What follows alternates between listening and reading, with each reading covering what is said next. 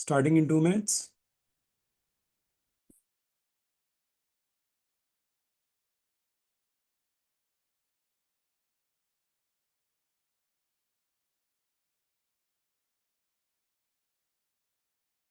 Starting in 2 minutes.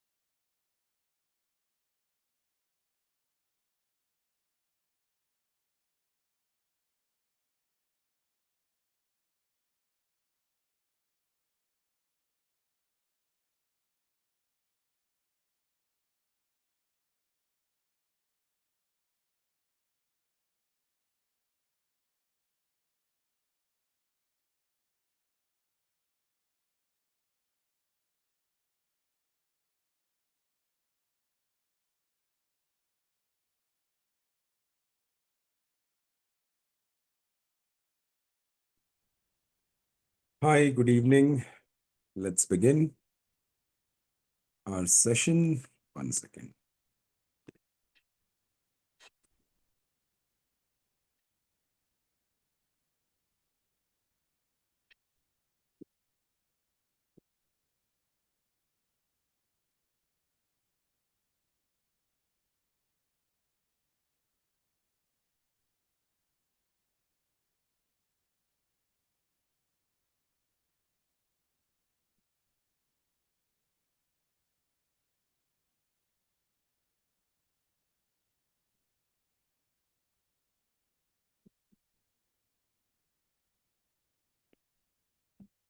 Okay, electrostatics.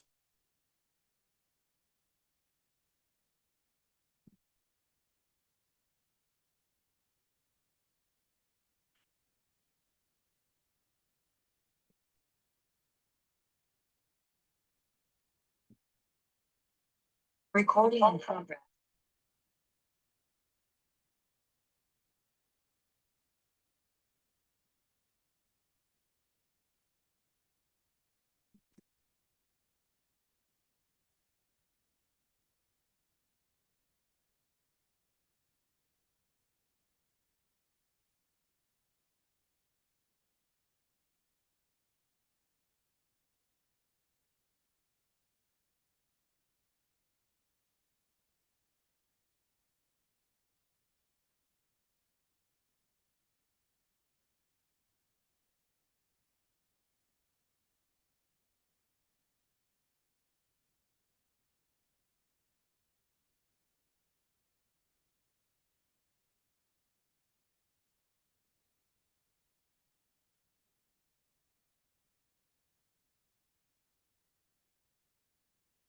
Just 1 second. Huh?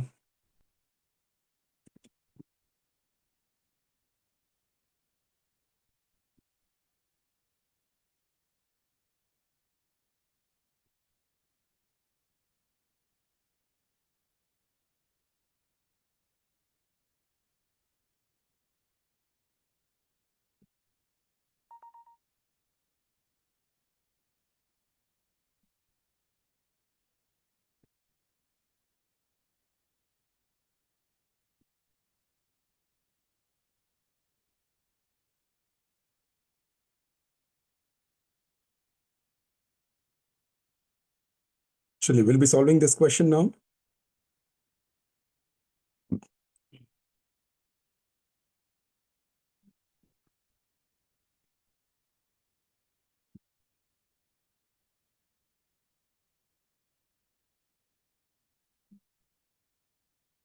ये कौन सा क्वेश्चन है? 1 सेकेंड ना।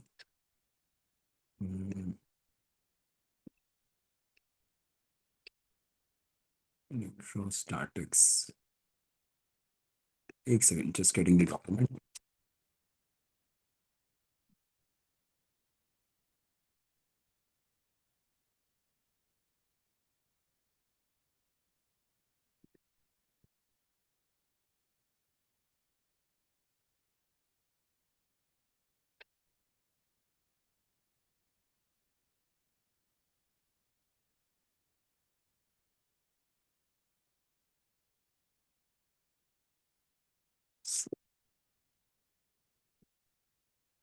Electrostatics. Here, electrostatics.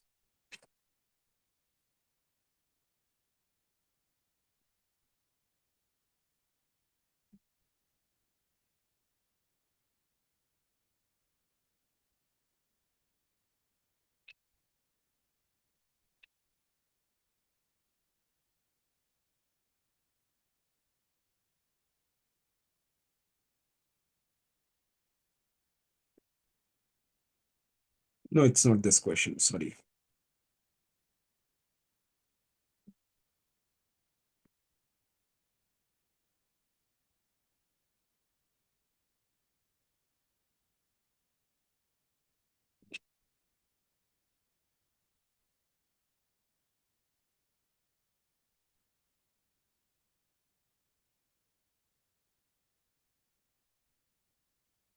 Okay.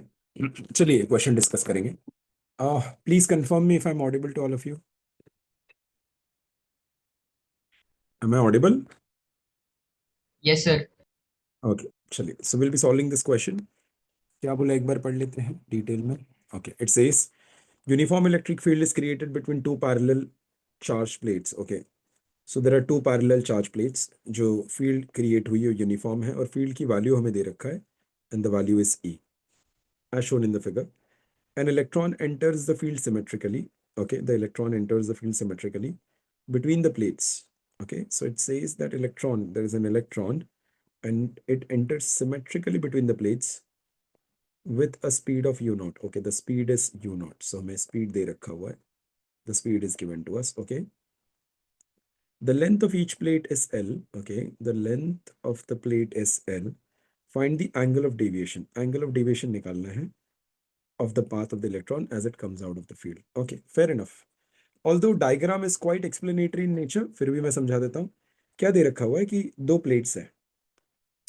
Plate का फ्रंट व्यू, वैसे प्लेट देखने जाओगे तो ऐसे दो प्लेट्स होने चाहिए. अगर दो प्लेट्स तुम्हें दिखाने हैं तो तुम्हें दो प्लेट्स टेक्निकली ऐसे दिखाने पड़े. सॉरी, ये बन क्यों नहीं रहा है?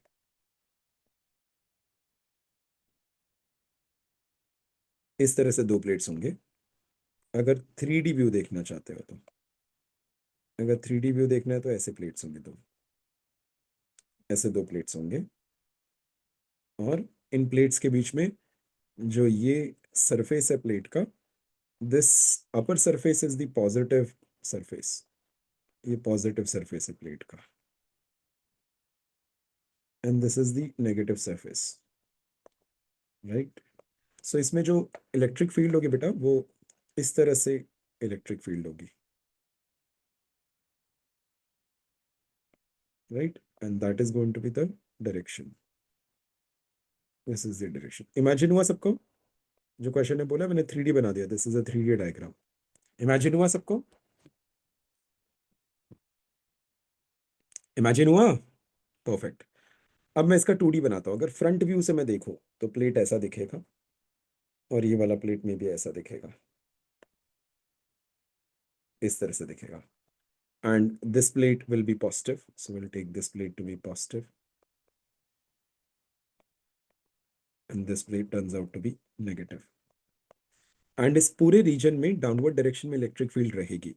तो मैं उसको एक ही बार दिखा दे रहा हूँ. Not going to show it multiple times. The electric field in the entire region is downward and it is uniform and it is given as E.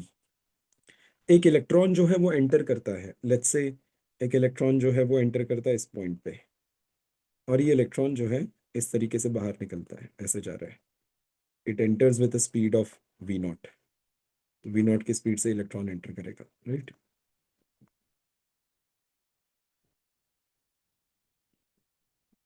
enters with a speed of v naught.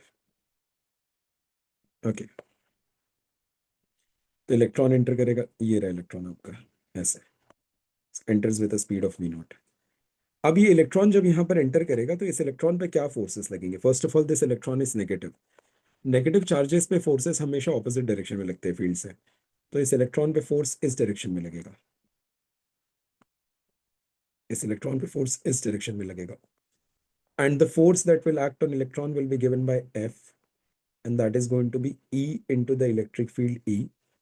And because of this force इस electron का acceleration हम define कर सकते हैं. The acceleration of this electron is going to be E upon the mass of the electron. तो इस तरीके से हमने electron का acceleration define कर दिया. तो electron इस तरह से acceleration है उसका, right? That's the acceleration of the electron. Acceleration की वैल्यू को सेपरेटली लिख देते हैं, यहाँ पर सिर्फ ए दिखाता हूँ. So what will happen is, ये इलेक्ट्रॉन जो है एक पैराबोलिक पाथ लेगा. ये बिल्कुल उसी तरह से इमेजिन करना कि ग्रेविटी डाउनवर्ड है, किसी चीज को आपने ऐसे फेंका, ग्रेविटी डाउनवर्ड है तो ऐसे गिरेगा. तो सिमिलरली इमेजिन करो कि ग्रेविटी ऊपर है, तो वो ऊपर की डायरेक्शन में उसके ऊपर फोर्स लग रहा है. इलेक्ट्रॉन पे हम कोई ग्रेविटी का इफेक्ट नहीं लेंगे, सो कुछ इलेक्ट्रॉन बहुत हल्का होता है, राइट, और so we are going to ignore effect of gravity, because question में ग्रेविटी का जिक्र नहीं किया हुआ है. तो I think if we ignore the effect of gravity तो ये क्वेश्चन काफी हद तक सॉल्वेबल भी होगा, अदरवाइज इसको सॉल्व करना बहुत मुश्किल हो जाएगा. So we are going to ignore the effect of gravity in this case, right. अब इसका जो पाथवे होगा ये कैसे ट्रैवल करने वाला है? So this is going to travel like this, ऐसे पैराबोलिक पाथ से जाएगा, ये एक पैराबोलिक पाथ को फॉलो करेगा और इस पॉइंट पे ये एग्जिट करेगा, और जब ये एग्जिट करेगा तो इसकी वेलोसिटी ऐसी होगी इस समय. That's going to be the velocity in this case, right? This is going to be the velocity. अब ये velocity क्या होगा मुझे नहीं पता. Let's say this velocity is going to be v. We'll try to figure out. अब angle of deviation का मतलब क्या होता है? Angle of deviation का मतलब होता है कि पहले इसका पाथ हॉरिजॉन्टल था और अब इसका पाथ इस डायरेक्शन में, तो इस एंगल को बोलेंगे एंगल ऑफ डेविएशन. पहले इसका पाथ ऐसा था, अब इसका पाथ ऐसे है, पहले ऐसा था, तो ये हुआ डेविएशन. तो एंगल ऑफ डेविएशन निकालने का मतलब ये है कि आपको ये जो एंगल आप देख रहे हैं, आपको ये एंगल निकालना है. This is the angle that you need to calculate. This is the angle of deviation and it will be given as theta, right. चलिए, तो थीटा हमें निकालना है. In order to get the value of theta, आप v को divide कर दो.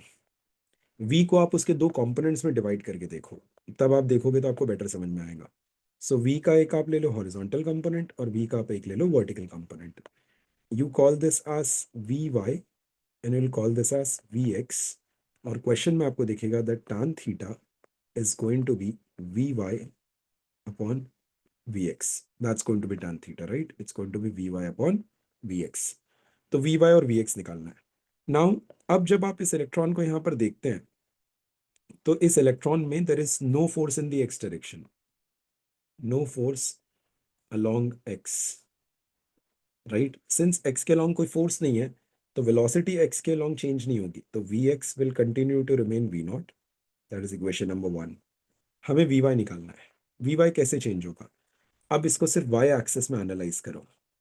अगर आप y एक्सिस में मोशन को एनालाइज करते हो और काइनेमैटिक्स के पॉइंट ऑफ व्यू से देखते हो तो आपको दिखेगा कि एक पार्टिकल है जिसकी इनिशियल y में वेलोसिटी 0 है, फाइनली उसकी y में वेलोसिटी कितनी हो जाती है? लेट्स से उसकी y में वेलोसिटी हो जाती है vy, ठीक है, और उसका y डायरेक्शन में जो एक्सेलरेशन है दैट इज a.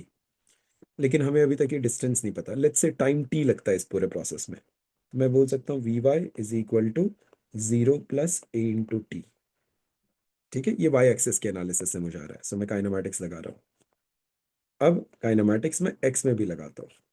अगर मैं x एक्सिस में काइनेमैटिक्स लगाऊंगा तो x एक्सिस में इसने कितना ट्रैवल किया? x एक्सिस में इसकी वेलोसिटी थी v नॉट, फाइनली भी इसकी velocity vx equal to v naught ही रही, और इसने और एक्सेलरेशन x एक्सिस में 0 था, और इसने जो ट्रैवल किया है the travel is length l.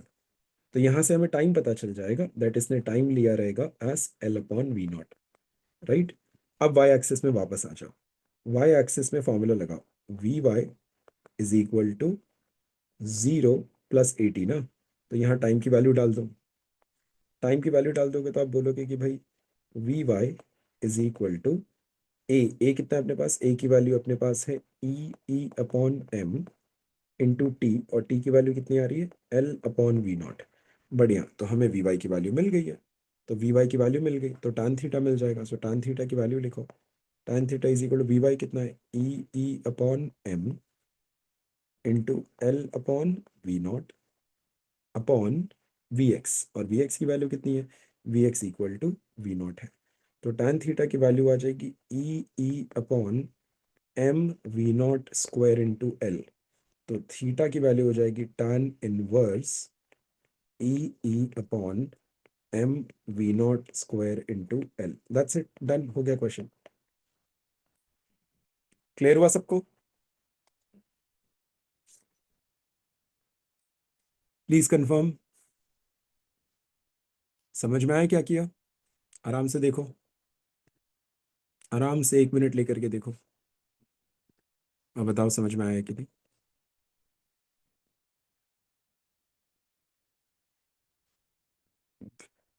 Sir बोलो बेटा। वो एल ऊपर आएगा ना? हाँ, एल ऊपर आएगा फाइनल आंसर में, ये रहा एल ऊपर आएगा। ओके,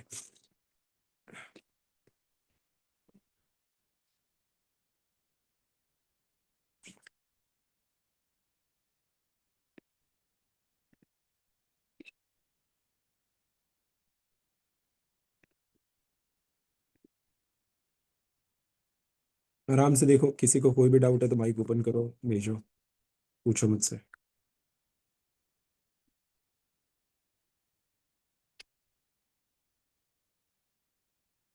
सर, बोलो बेटा। इस वाले क्वेश्चन में डिस्प्लेसमेंट इन बाई डायरेक्शन से नहीं कर सकते क्या सॉल्व? वाई डायरेक्शन की डिस्प्लेसमेंट पता कहाँ पर है? तो निकाल सकते हैं ना सर काइनेमेटिक इक्वेशन से। बट वाई डायरेक्शन की डिस्प्लेसमेंट निकाल के करोगे क्या, सोचो। और उससे एक ये वाली डिस्प्लेसमेंट मिल जाएगी और एक वो तो पता ही था एल नीचे हाँ, वाला, tan उससे थीटा मिल क्या जाएगा। मिल जाएगा। ओके, तुम्हें पता है तुम क्या निकाल रहे हो? बता दो, तुम गलत निकाल रहे हो।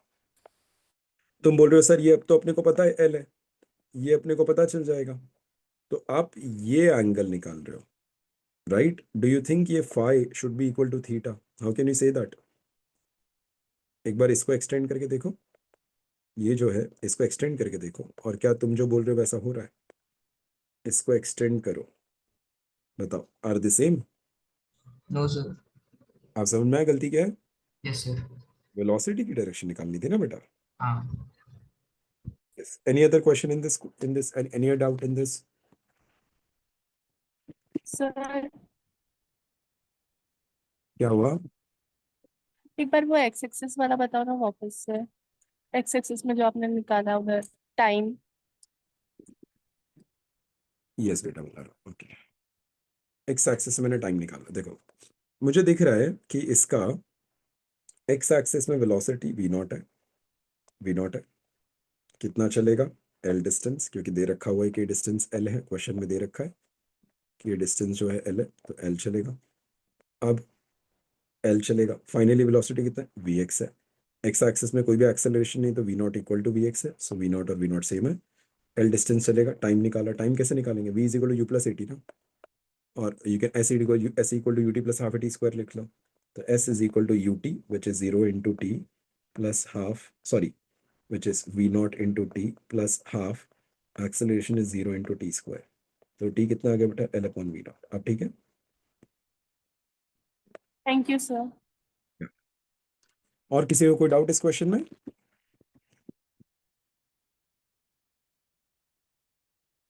और किसी को डाउट इस क्वेश्चन में? परफेक्ट, चलिए नेक्स्ट क्वेश्चन करेंगे। रिकॉर्ड हो रहा है कि नहीं? हाँ हो रहा है, ठीक है।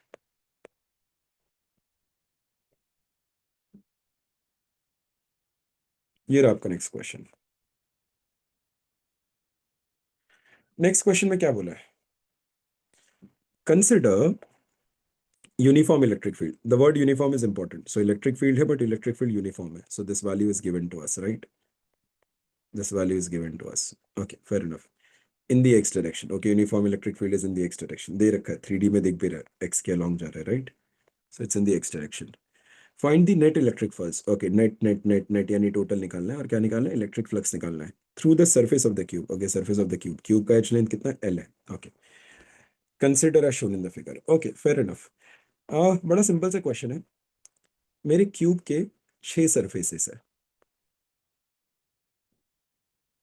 मेरे क्यूब के 6 सरफेसेस है, इन 6 सरफेसेस के लिए मुझे फ्लक्स निकालना है, राइट। तो मैं सरफेस को नेमिंग देना शुरू कर देता हूँ ना, देयर आर 6 सरफेसेस हैं। ऑलरेडी इन्होंने 3D बना रखा हुआ है, लेकिन मैं सिमिलरली अपना 3D बना देता हूँ, क्योंकि मैं उसको थोड़ा सा ट्वीक कर पाऊंगा बेसिस माय रिक्वायरमेंट।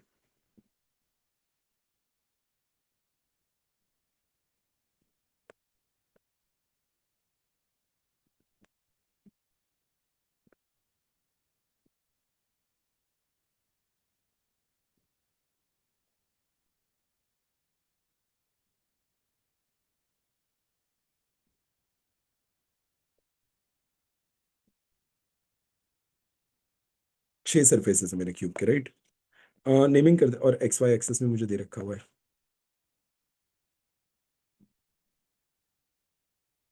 और इलेक्ट्रिक फील्ड जो वो इस डायरेक्शन में है, ओके।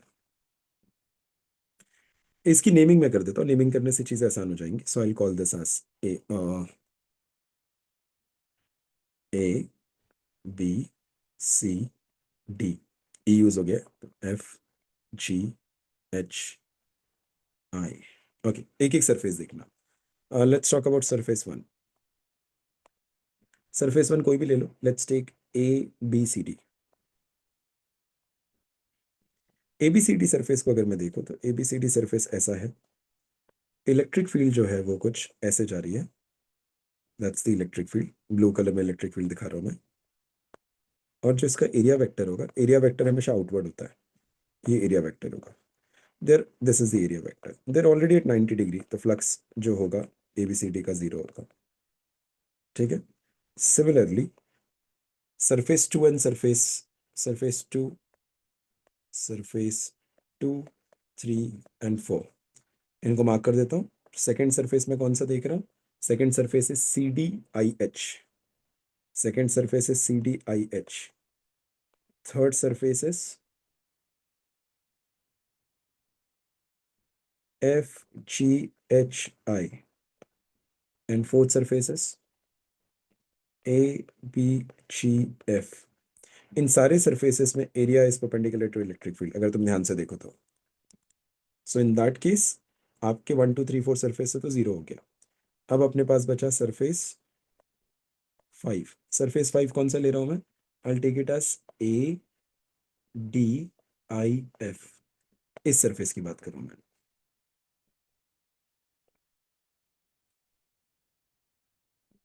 इस सरफेस की बात कर रहा हूं मैं। ये सरफेस कैसा है, ए डी आई एफ। अब इस सरफेस में ना हमेशा एक चीज याद रखना, please remember this, area vector for a closed surface is always perpendicular to surface but in outward direction, but in outward direction। ये नोट कर लेना, a very important note, अक्सर लोग मिस्टेक करते हैं, उनको पता नहीं चलता। Area vector for close surface is always perpendicular to surface but in outward direction. तो इस वजह से इसका जो एरिया वेक्टर होगा ना, इसका ये वाले का, मैं इस सरफेस की बात कर रहा हूँ, टॉकिंग अबाउट दिस सरफेस जो मैंने बनाया है, इसका एरिया वेक्टर जो है ऐसा होगा आउटवर्ड डायरेक्शन में, ठीक है, दैट्स द एरिया वेक्टर। इतना सबको समझ में आया क्या, ध्यान से देखना, उसका आउटवर्ड लेफ्ट है, इसका आउटवर्ड लेफ्ट डायरेक्शन है, क्योंकि अगर इनवर्ट राइटवर्ड कर दूंगा तो इनवर्ट हो जाएगा, ठीक है। अब इलेक्ट्रिक फील्ड जो मैं देख रहा हूँ वो इस डायरेक्शन में है, एग्जैक्टली 180 डिग्री पर, right, that is the electric field. इनके बीच में एंगल कितना है, 180 डिग्री है, द एंगल इज 180 डिग्री। तो इसका फ्लक्स अगर मैं लिखूंगा तो इसका फ्लक्स कितना होगा, ई ए cos 180, so that's going to be minus EA, fair enough। अब मैं फाइनली अपना सरफेस 6 देखूंगा, सरफेस 6 मेरा कौन सा होने वाला है? BCHG, a surface which will obviously look like this only.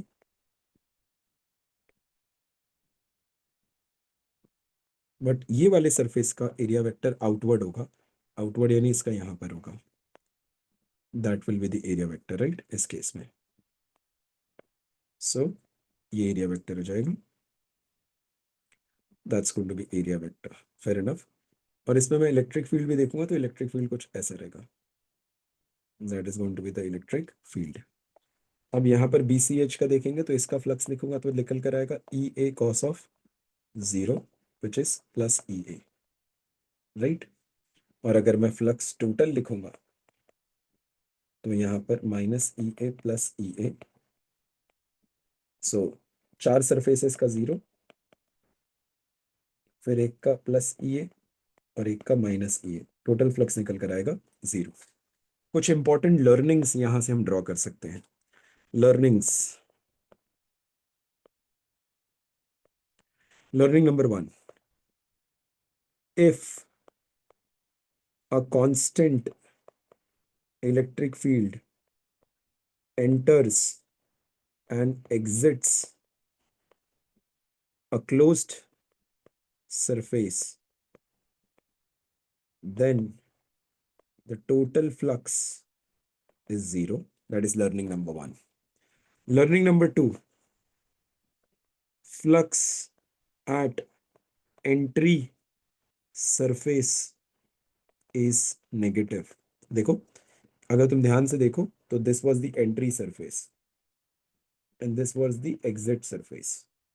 इस surface से entry मारी थी, वहां से exit किया था, तो flux at entry surface is negative, and third, flux at exit surface is positive, right? I hope you got this. Learning समझ में आई 3 इन क्वेश्चन से? Yes sir. चलो ध्यान से देखो, कोई डाउट है तो पूछना है।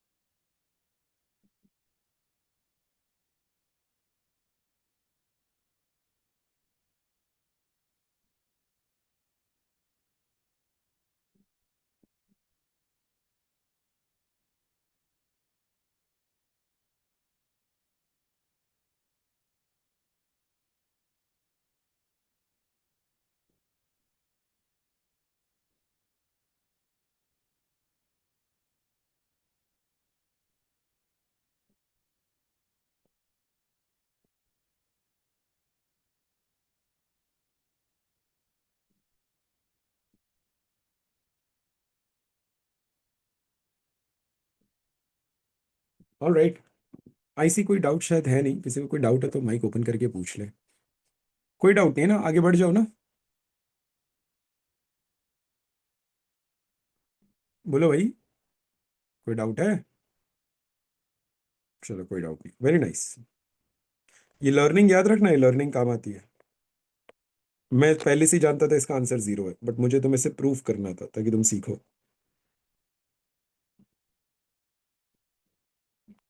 अब देखो क्या बोला है,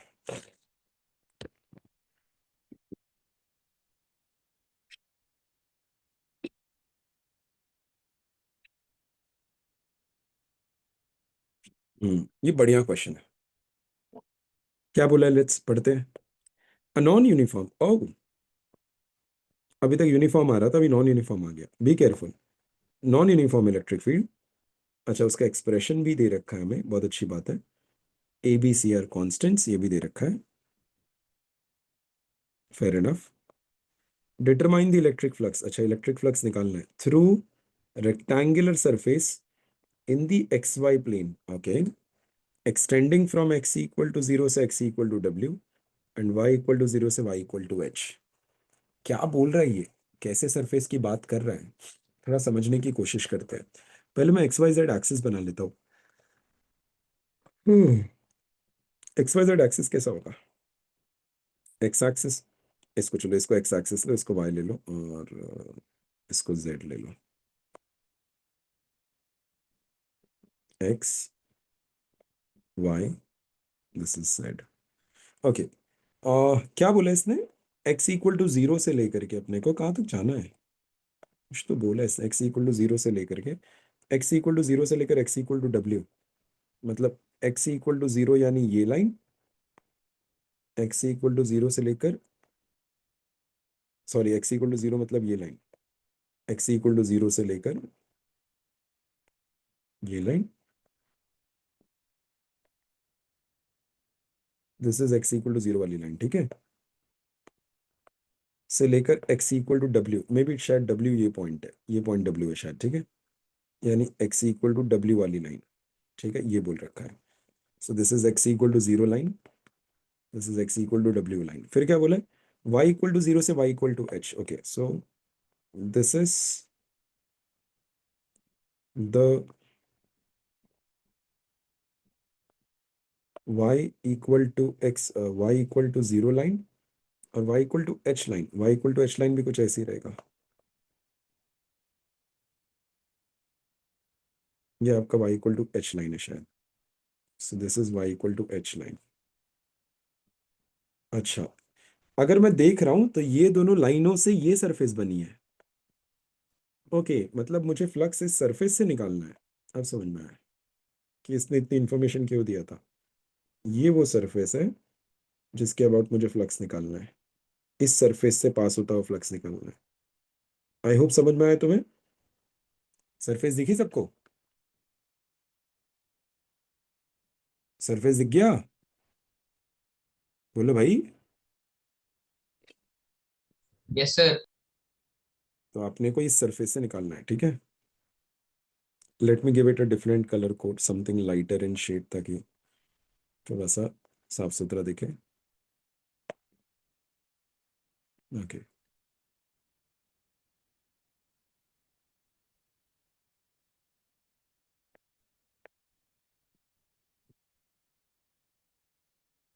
ओके, तो हमें अपना दिख गया ये सरफेस। तो होगा क्या? अब इलेक्ट्रिक फील्ड पता नहीं कैसे है कैसे नहीं है, God knows. Let's say may be electric field ऐसे पास हो रहा है, इससे, इससे इलेक्ट्रिक फील्ड ऐसे पास हो रहा है। इस सरफेस से इलेक्ट्रिक फील्ड अगर ऐसे पास हो रहा है तो इस सरफेस को पेनिट्रेट करके इलेक्ट्रिक फील्ड जो है बेटा बाहर निकल रहा है। इस सरफेस को पेनिट्रेट करके इलेक्ट्रिक फील्ड जो है बाहर निकल रहा है, दिख रहा है, राइट। तो फ्लक्स तो होगा, बट यहाँ पर मैं डायग्राम से कुछ नहीं कर पाऊंगा, तो मुझे यूज करना पड़ेगा मेरा फ्लक्स का फॉर्मूला। अब मेरे को पता है मेरा फ्लक्स का फॉर्मूला क्या है, राइट। अब मैं फ्लक्स का फॉर्मूला कैसे यूज करूँ? तो मुझे पता है यहाँ इलेक्ट्रिक फील्ड से तो कुछ काम नहीं बनने वाला है। This electric field thing is not working for me, right, because ये तो मुझसे हो नहीं रहा है, क्योंकि इलेक्ट्रिक फील्ड मैं डायग्राम में दिखा नहीं पा रहा हूँ। तो अब मैं क्या करूंगा? Fair enough, there is a way out of this.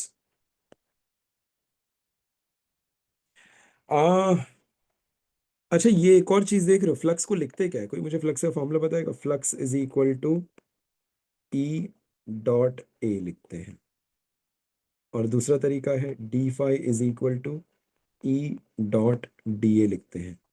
कोई मुझे बताएगा कब क्या लिखते हैं? ई डॉट ए फ्लक्स कब लिख सकते हैं? फ्लक्स को ई डॉट ए कब लिख सकते हैं, बताओ जरा। फ्लक्स को ई डॉट ए कब लिख सकते हैं? जब फ्लक्स यूनिफॉर्म हो, मतलब electric field uniform. Yes, very good. Flux को ई डॉट ए तब लिखते हैं जब इलेक्ट्रिक फील्ड आपका यूनिफॉर्म होता है, और डी फाई से तब लिखते हैं ई डॉट डी जब इलेक्ट्रिक फील्ड आपका नॉन यूनिफॉर्म होता है। यहाँ पर क्या है? यहाँ पर तो क्लियर कट है नॉन ना, यूनिफॉर्म। तो अपने को फ्लक्स का फॉर्मूला ये यूज करना पड़ेगा। सो अपने पास फॉर्मूला तो है ही रेडी, यूज करो। So D phi is equal to E dot D A. यार, ई डॉट डी ए के लिए मेरे को सबसे पहले डी ए की जरूरत है ना। ये तब भी काम आएगा जब मेरे पास डी ए होगा। और डी ए का मतलब क्या है? By all means D A is an area element. अब कोई मेरे को बताएगा ये एरिया एलिमेंट मुझे कहाँ बनाना चाहिए? What do you think? ये एरिया एलिमेंट कहाँ पर बनना चाहिए? बताओ, ये एरिया एलिमेंट कहाँ बनना चाहिए? सरफेस के परपेंडिकुलर। तो सरफेस से परपेंडिकुलर लगेगा। नहीं, और कोई बताए? केल्विन, ये एरिया एलिमेंट कहाँ बनना चाहिए बेटा? What do you think will be the right place जहां पर एरिया एलिमेंट बनाओ? केल्विन, तो परपेंडिकुलर लगेगा। अरे एरिया कहाँ पर? साकिब, एरिया एलिमेंट कहाँ पर बनाओ? साकिब, सर एक्स में ले लो। एरिया एलिमेंट कहाँ बनाना चाहिए बेटा? सर एक्स में बनाना चाहिए। तुम सब लोग गलती कर रहे हो। एरिया एलिमेंट उस एरिया पे बनाओगे जिस एरिया से फ्लक्स निकालना है ना भाई। पैरेलल बनेगा ना। पैरेलल वैरेलल सब साइड में गया। अरे इस एरिया का फ्लक्स निकालना है ना। एक्स वाई प्लेन पे बनेगा। हाँ, इस एरिया का फ्लक्स निकालना है ना भाई। जब तुमको इस एरिया का फ्लक्स निकालना है तो एरिया एलिमेंट भी तो इधर ही बनाओगे। इसी के ऊपर बनेगा ना, तभी तो उसको इंटीग्रेट कर सकते हैं। दिमाग चमका? क्लिक हुआ ये पॉइंट सबको? एरिया एलिमेंट वही बनाओगे ना जिस एरिया का फ्लक्स, जिस एरिया से फ्लक्स निकालना है। अबे एरिया एलिमेंट तुम लिख कहाँ रहे हो? तुम एरिया एलिमेंट लिख रहे हो फ्लक्स के फॉर्मूले में, तो फ्लक्स निकालने के लिए एरिया एलिमेंट यूज कर रहे हो। तो जिस सरफेस से फ्लक्स निकालना है उसी पे तो एरिया एलिमेंट बनाओगे, और कहाँ बनाओगे? ये समझ में आया सबको? हाँ सर समझे। क्लियर हुआ? कम ऑन गाइस, समझा क्या बोल यस रहा हूँ? सर। हाँ, यस सर। ये अब क्या करोगे? देखो, एरिया एलिमेंट बनाओ। अब है ना, यहां से तुमको जैसे एरिया बनाना है बनाओ। मैं क्या कर रहा हूं, मैं यहां से वाई डिस्टेंस जा रहा हूं। यहां से वाई डिस्टेंस गया मैं, और मैंने एक छोटी सी पट्टी चूज की है, ऐसे छोटी सी पट्टी चूज की, ठीक है? ऐसे, ये बन नहीं रहा, वैसे बनना चाहिए था बट नहीं बन रहा है। हाँ, ये रहा, मैंने छोटी सी पट्टी चूज की। ये पट्टी की थिकनेस हो जाएगी dy। पट्टी की थिकनेस क्या हो जाएगी? dy। And if I am not wrong, ये पट्टी की लेंथ जो है, ये पट्टी की लेंथ कितनी होगी? ये पट्टी की लेंथ कितनी होगी बताओ? ये लेंथ निकाल सकते हैं एच अपन। ये लेंथ कितना W। होगा? w। ये लेंथ कितना होगा? w। डब्ल्यू। w, क्योंकि ये w और ये कितना है? h है, राइट? अब देखो, ये तुम्हें एरिया एलिमेंट मिल गया ना। यही तो तुम्हें चाहिए था, एरिया एलिमेंट। इसी से सॉल्व होने वाला है क्वेश्चन। इस एरिया एलिमेंट का फ्लक्स निकालो, ठीक है? तो पहले एरिया एलिमेंट लिखना तो सीख लो। एक बार एरिया एलिमेंट लिखना सीख जाओगे तो फ्लक्स भी निकाल लोगे। हेलो, हाँ।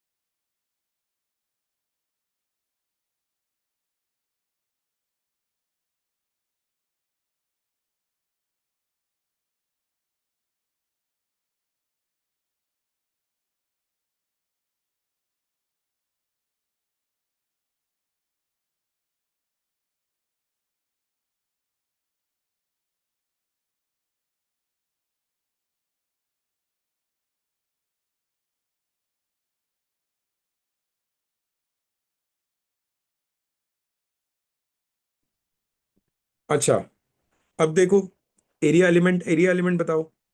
अब एरिया एलिमेंट कहाँ पर होगा ये मुझे नहीं पता है, तो मैं एरिया एलिमेंट किसी भी डायरेक्शन में ले सकता हूँ, राइट? तो एरिया एलिमेंट का जो डायरेक्शन, अच्छा, एरिया का डायरेक्शन होता क्या है? परपेंडिकुलर होता है ना सरफेस से। अरे भाई, एरिया का यस डायरेक्शन सर। परपेंडिकुलर होता है ना। एरिया का डायरेक्शन क्या सरफेस से परपेंडिकुलर होता है? Yes sir. हाँ सर। तो इसका डायरेक्शन ऐसे रहेगा ना, देखा? जो भी होगा के कैप ही होगा।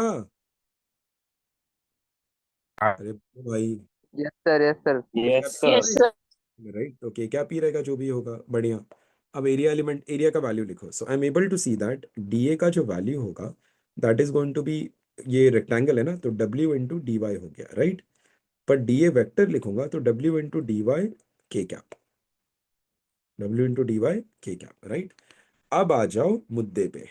सो D phi is equal to E A Y I cap plus B Z J cap plus C X K cap dot product of W D Y K cap.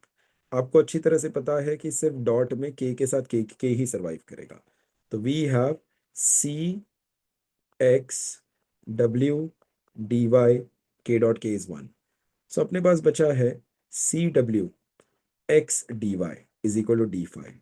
अच्छा बताओ इसमें वेरिएबल कौन कौन है? क्या सी वेरिएबल है? No sir. क्या W variable है? No sir. क्या एक्स वेरिएबल है? Yes yes. Correct, X variable है। क्या वाई वेरिएबल है? यस। आए बेटा समझ में? Yes sir.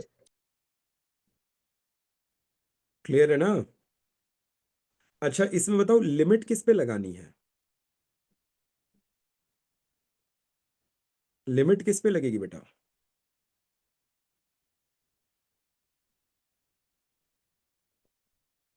सर वाई पे ना। लिमिट किस पे लगेगी?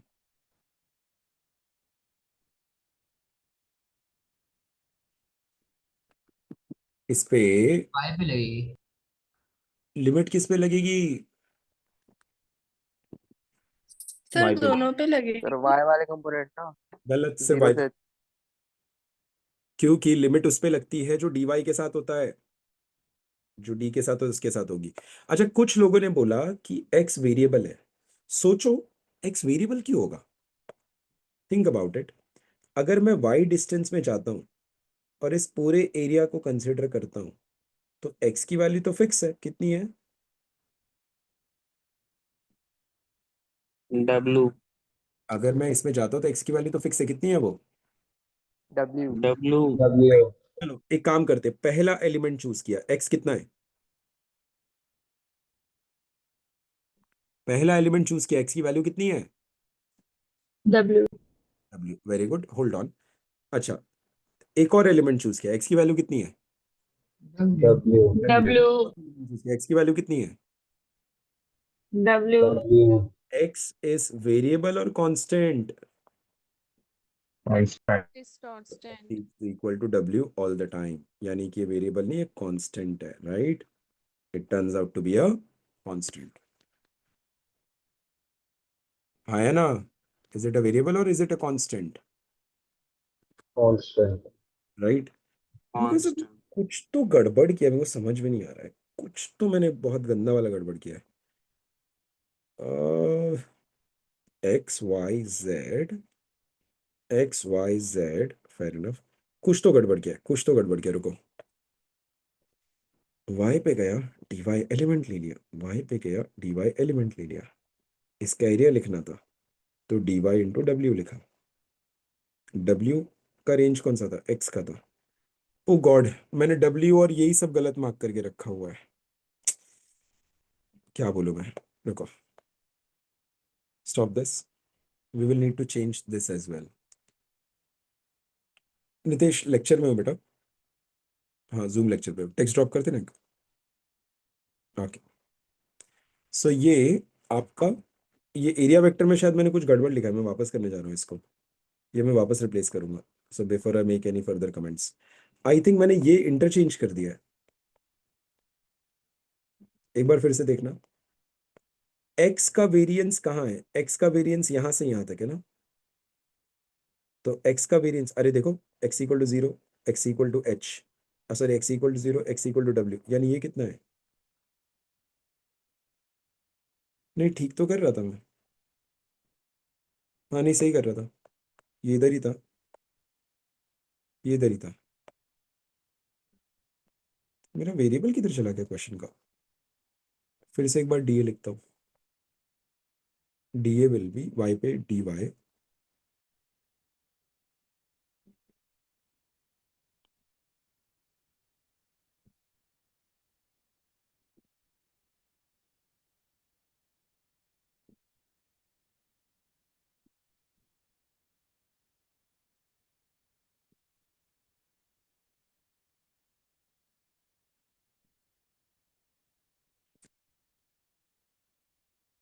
This is W D Y, हाँ इतना सही है।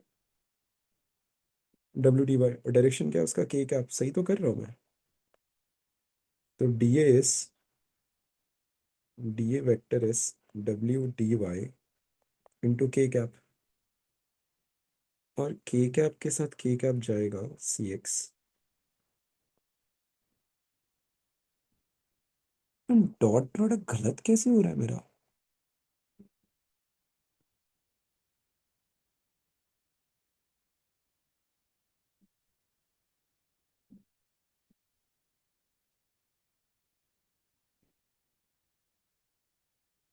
तो बोलो।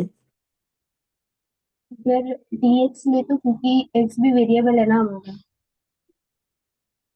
तो हाँ अगर मतलब एरिया ले रहे हैं एलिमेंट, तो element choose. dx into dy ले लेते हैं। हाँ मतलब तुम कह रही हो एक्स पे डी एक्स लेना चाहिए था। हाँ, इंस्टेड ऑफ x को हम लोग w वेरिएबल पे x dx ले लें। नहीं वो ठीक है, वो तो मैं समझ रहा हूँ, एक्स पे डी एक्स भी ले लूंगा तो फिर तो डायरेक्ट आंसर दिख रहा है मुझे। मैं कह रहा हूँ वाई पे डी वाई पे आंसर क्यों नहीं आ रहा? एलिमेंट तो हमारी मर्जी होती है चूज करना, एलिमेंट चूज करना हमारा चॉइस है, हम चाहे जहां पर चूज कर ले element, right?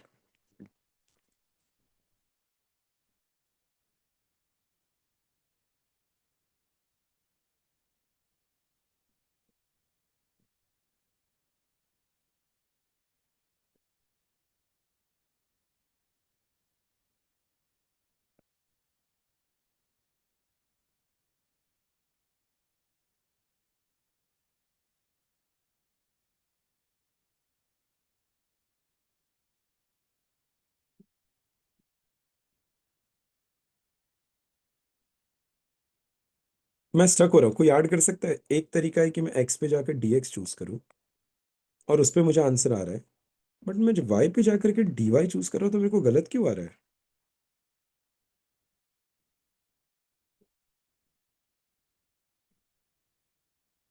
Can somebody tell me ऐसा क्यों हो रहा है?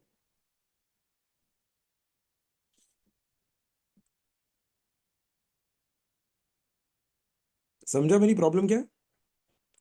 मैं वाई पे डी वाई चूज कर रहा हूँ तो मेरे को आंसर नहीं आ रहा है सही, और जब मैं दोनों एक्स साथ में ले लो ना, dy कौन, इंटू dx, दोनों वेरिएबल है तो दोनों साथ में नहीं लेंगे। D Y into D X, मतलब तुमने ये डी एक्स लिया और ये डी वाई लिया, तो छोटा सा एरिया लिया, हाँ राइट? हाँ।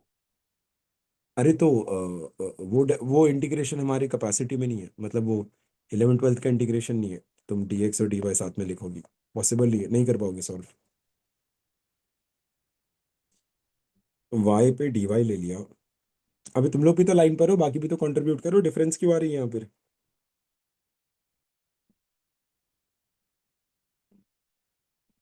मतलब इसी क्वेश्चन को मैं अगर ऐसा ना करके, जस्ट होल्ड विथ मी, अभी इसी क्वेश्चन को मैं ऐसा ना करके ऐसे करूंगा ना, तो ये सॉल्व हो जा रहा है कि I go to a distance x and I choose an element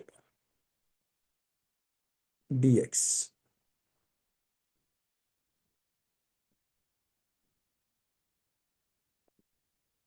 है ना? I choose an element dx,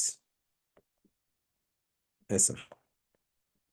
उसमें भी एरिया वेक्टर ऐसे ही रहेगा, no doubt about this, right? तो उसमें मैं लिखूंगा it's going to be what, h dx होगा ये विद अ k कैप। फिर ओपन करूंगा तो मुझे दिखेगा h dx with a k cap, फिर मुझे दिखेगा d phi is equal to C X into H D X. तो D phi is equal to C H X D x.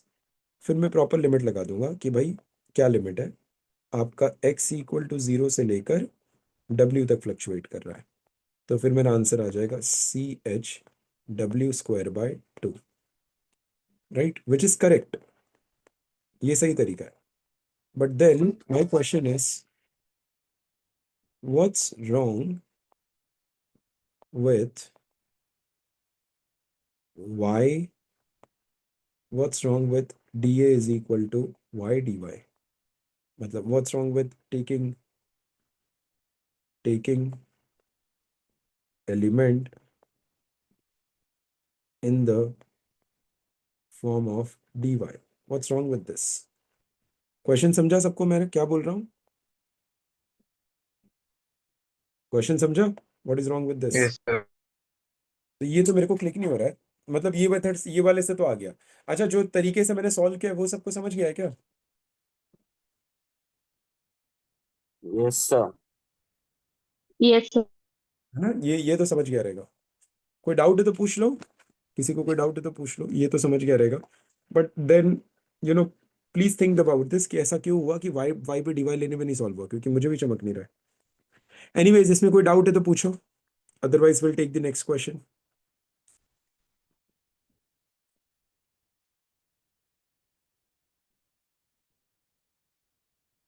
किसी को इसमें कोई भी डाउट है तो पूछ लो।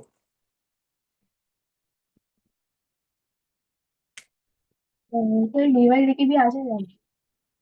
कैसे आ रहा है तुम्हारा? सर डीवाई को इंटीग्रेट करेंगे, इधर में वाई बचेगा। डीवाई वेरिएबल है लेकिन वाई नहीं बच रहा ना।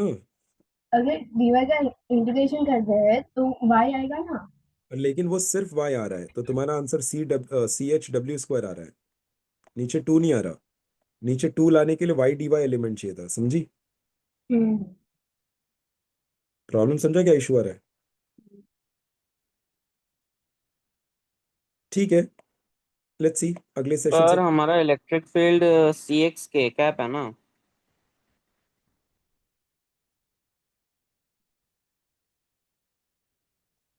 Yes yes yes yes yes Mustafa, very well pointed out. मैं उसमें मिस्टेक क्या कर रहा था पता है? मैं उसमें जब वाई पे जा रहा था और मैं एलिमेंट चूज कर रहा था ना ऐसे डी वाई, तो पता है जब मैं उसमें डी ए लिख रहा था तो मैं बोल रहा था वाई डी वाई ले लो, राइट? और जब इसको के कैप लेकर के इससे ओपन कर रहा था तो क्या दिख रहा था अपने को? D phi is equal to C X Y D Y, ऐसा दिख रहा था, करेक्ट? और मैं उसमें एक्स को मैंने क्या लेने बोला था? Constant, right? क्या लेने बोला था मैंने एक्स को? कांस्टेंट, ऐसा बोला था ना? थोड़ी देर पहले बोला था ना इसमें एक्स को कांस्टेंट ले लेना, हाँ हाँ। राइट? हाँ। दैट इज, एक्स कांस्टेंट हो ही नहीं सकता। अगर एक्स कांस्टेंट हो गया, एक्स कांस्टेंट हो गया, इसका मतलब क्या है? के कैप की तरफ इलेक्ट्रिक फील्ड ही कांस्टेंट हो गया, बट एक्स कांस्टेंट नहीं हो सकता ना। सोचो, इसमें एक्स है, अगर एक्स कांस्टेंट हो गया तो ये एंटायर टर्म कांस्टेंट हो जा रहा है, राइट? अगर एक्स को मैं कांस्टेंट कर दूं, इसका मतलब मैं एक्स में कहीं भी जाऊं इलेक्ट्रिक फील्ड सेम होगा। Getting my point? यस अगर सर। मैं बोलूं एक्स अगर मैं बोलूं एक्स कांस्टेंट है, इसका मतलब एक्स पे डिपेंडेंसी खत्म हो गई, यानी कहीं भी जाओ तो इलेक्ट्रिक फील्ड सेम रहेगा। बट ऐसा नहीं है ना, ये तो इलेक्ट्रिक फील्ड तो यहाँ पर बोल रहा है ना कि एक्स के साथ इलेक्ट्रिक फील्ड ही बदल जाएगा। क्लियर हुआ? So that was wrong. X is not a constant. And since x constant नहीं है तो हम यहाँ पर अटक गए, stuck. हम क्यों अटकेंगे इसमें? Because we'll deal with two variables at once. हम एक साथ दो वेरिएबल डील करना शुरू करेंगे। क्यों? एक तो x भी डील करेंगे एंड साथ ही साथ y भी डील करेंगे। प्रॉब्लम समझ में आई इस अप्रोच में? ये अप्रोच जो है सॉल्व नहीं हो पाएगा। मुस्तफा, पॉइंट समझा जो तू बता रहा था? Yes sir. यस। आपका जो है x कांस्टेंट है ही नहीं, उसमें हमने अज्यूम किया था एक्स कांस्टेंट, रिमेंबर? याद आ रहा है, मैंने कांस्टेंट अज्यूम किया था। Yes, sir. That was yes the sir. Mistake, constant था ही नहीं। और एक्स को अगर मैं वेरिएबल रखूंगा तो एक ही इंटीग्रेशन इक्वेशन में दो दो वेरिएबल के साथ डील कैसे किया जाएगा, राइट? बात समझे? Yes sir. तो the yes second Yes, understood. sir. Solution was mathematically not possible. Second solution mathematically possible नहीं था, इसीलिए एलिमेंट एक्स पे डीएक्स लेना ठीक था। अगर तुम्हें समझ में आ गया है तो बोलो, तो I will switch over and I will go to the next question. समझ में आ गया तो बताओ। समझ में आ गया है? Yes, sir. यस यस हाँ सर। सर. किसी को कोई भी डाउट? चलो बढ़िया, अगला क्वेश्चन करते हैं। सर। हाँ बेटा। तो फिर हम लोग वाई भी ऐसे कांस्टेंट एज्यूम कर रहे हैं ना ऊपर, अगर एच लिख रहे हैं। क्या है बेटा? अगर हम लोग एच लिख रहे हैं तो वाई भी ऐसे कांस्टेंट एज्यूम हो रहा है ना। एक second, I will go back to the question. अब बोलो क्या बोल रही हो? अगर हम लोग x ले रहे हैं, एच डॉट डी एक्स लिख रहे तो हमने वहां पे भी एच को कांस्टेंट एज्यूम किया नहीं ना। नहीं नहीं, हमने h को कांस्टेंट ले सकते हैं, y को कांस्टेंट नहीं ले सकते ना। जैसे मैं x पे आया, मैंने एलिमेंट dx लिया, तो ये जो लेंथ है वो y थोड़ी है, वो h है। तो मैंने h को कांस्टेंट बोला, y को थोड़ी बोला, एंड हेंस h dx। अब समझा? हम्म, मेरे पहले अप्रोच में मैंने x को कांस्टेंट बोल दिया था, ये गलती हो गई थी मुझसे। बात समझी? हम्म। वहां पर वो गलत हो रहा था।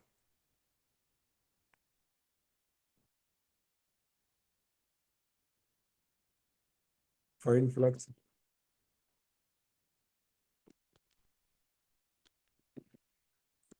ओके, ये आपका जो है, यस, बट ये तो तुमको सर ने सॉलिड एंगल पढ़ाया क्या?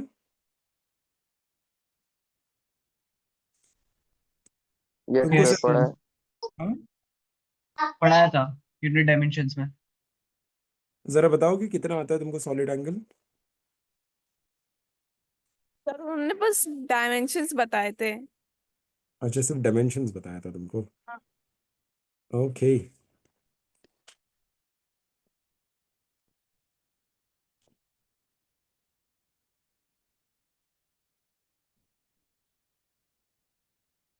सर सॉलिड एंगल वही होता है क्या कि अगर हम ट्रेन में जा रहे हैं और दूर वाला ऑब्जेक्ट है तो वो कितनी स्पीड से जा रहा है और उसका जो थीटा होता है वो होता है सॉलिड एंगल सर। नहीं, सॉलिड एंगल होता है कि एक सरफेस किसी पॉइंट पे कितना एंगल क्रिएट करता है। जैसे फॉर एग्जांपल लेट्स से, अगर एक आर्क है, इस आर्क ने यहाँ पर जो पॉइंट जो क्रिएट किया angle theta, this will be called as plane angle, and this will be measured in radians. और अगर एक सरफेस है,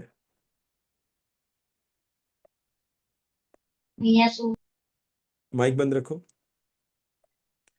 अगर एक सरफेस है लेट्स से ऐसा, इस सरफेस ने किसी पॉइंट पे जो एंगल डेवलप किया रहेगा, 3D angle,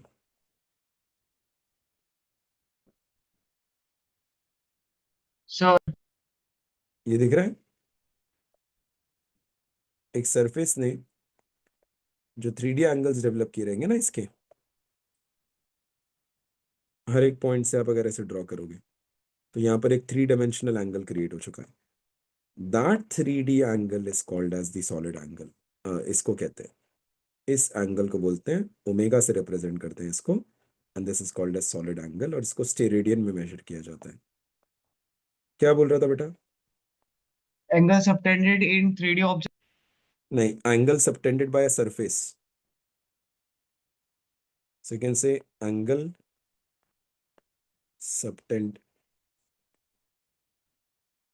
subtended by an arc at a point, ये आपका 2D एंगल हुआ। एंड वहीं पर angle subtended by a surface at a point, ये आपका 3D एंगल हो गया। डिफरेंस समझा दोनों के बीच का सबको?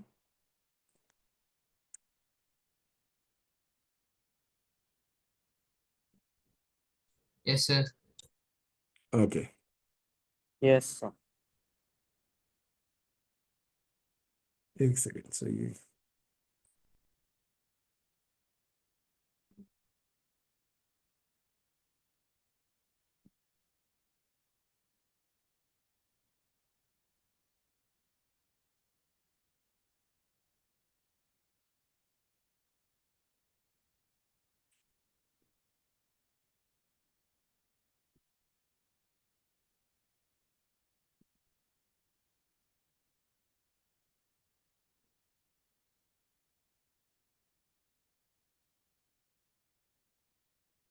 चलो, ये वाला मैं बाद में करूंगा। we'll take some other question. हम्म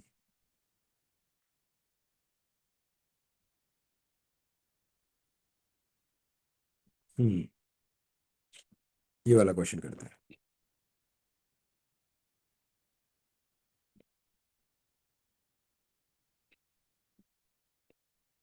चलो, नाउ इन दिस केस क्या दे रखा है हमें? A charge Q is placed at the center of an imaginary hemispherical surface. Okay, there is an imaginary hemispherical surface. So let me make an imaginary hemispherical surface.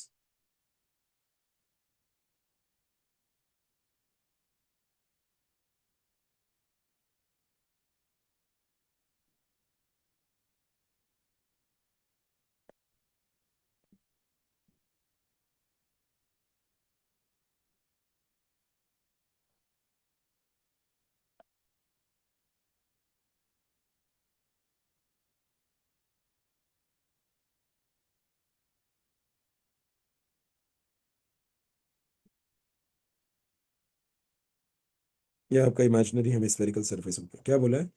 A point charge Q is placed at the center of an imaginary hemispherical surface. So that is, let's say, point charge Q. Fair enough. Using symmetry arguments, okay, symmetry arguments use करने हैं, and Gauss's law, find the flux due to this charge above the surface, through the surface. Okay. इसके about आपको flux निकालना है, ठीक है? देखो, symmetry का कंसेप्ट क्या बोलता है कि भाई इसके अबाउट आपको फ्लक्स निकालना है, साइड में बना के रखो। फ्लक्स कैसे, फ्लक्स हो क्या होगा? फ्लक्स तब होता है ना जब किसी सरफेस को इलेक्ट्रिक फील्ड लाइंस क्रॉस करती है। तो यहाँ पर इस चार्ज की इलेक्ट्रिक फील्ड लाइंस इस सरफेस को क्रॉस करेगी। देखो, एक ऐसे यहाँ से क्रॉस करेगी, इमेजिन करो, एक ऐसे क्रॉस करेगी, एक ऐसे क्रॉस करेगी, एक ऐसे क्रॉस करेगी और एक ऐसे क्रॉस करेगी। ऐसे मल्टीपल हो सकते हैं। तो जब इलेक्ट्रिक फील्ड लाइंस क्रॉस कर रहे हो सरफेस को, देन इन दैट केस आपका फ्लक्स जनरेट हो जाएगा। इतना क्लियर हुआ? इलेक्ट्रिक फील्ड लाइंस जब सरफेस को क्रॉस करते हैं तो फ्लक्स आता है ना भाई? यस बोलो। सर। हाँ सर। तो इसका फ्लक्स जो है, मुझे नहीं पता कितना है, बट इसका फ्लक्स जो है 5 है। And flux is a representation of number of ELOF। पता है ना फ्लक्स किसको रिप्रेजेंट करता है? ELOF मतलब, ELOF क्या होता है?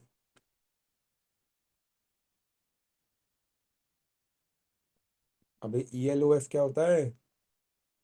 Electric line of force. Yes, electric lines of forces. तो जो लोअर सरफेस है उससे कितनी इलेक्ट्रिक लाइंस ऑफ फोर्सेस दिखाई है मैंने? 3। ये लोअर सरफेस से नहीं है, ये इनके बीच में कॉमन है। सो इसका फ्लक्स 5 है।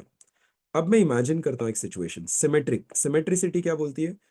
आप है ना क्लोज्ड सिमेट्रिक सरफेस बनाओ। तो आप इसको हूबहू ऐसे ही लो, ठीक है? इसको आप हूबहू ऐसे ही लो और आप एक दूसरा सरफेस बनाओ एंड सॉरी, और इसको क्लोज कर दो।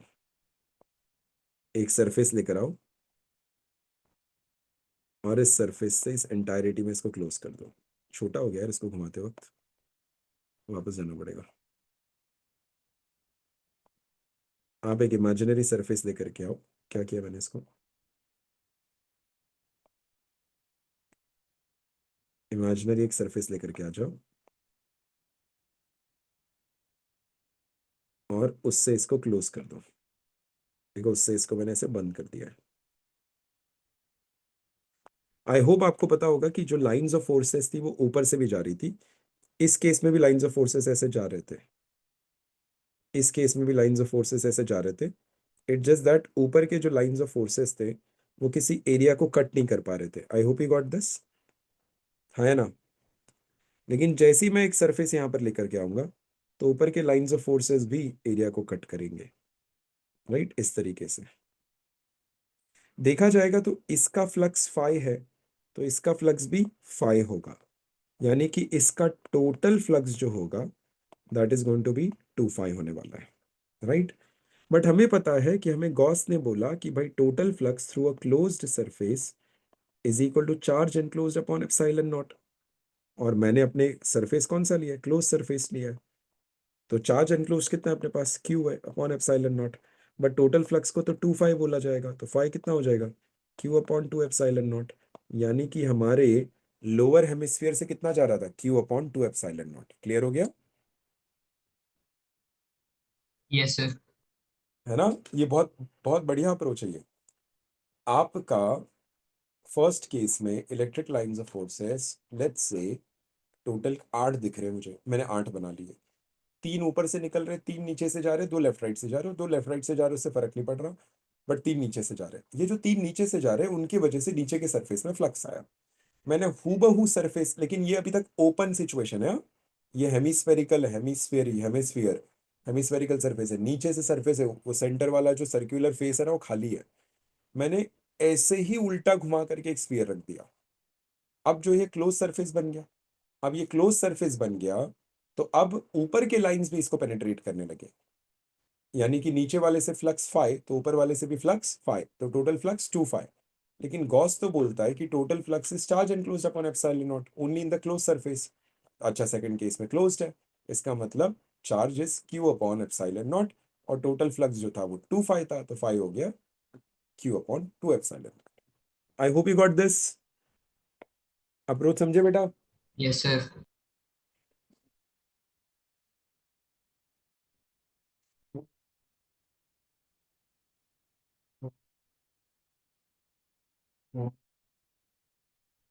एक मिनट लाइन पर रहना।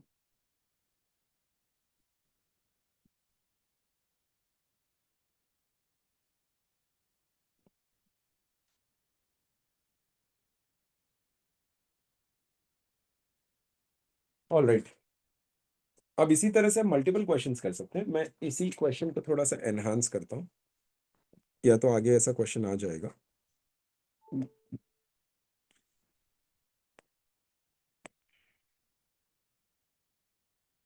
हम्म,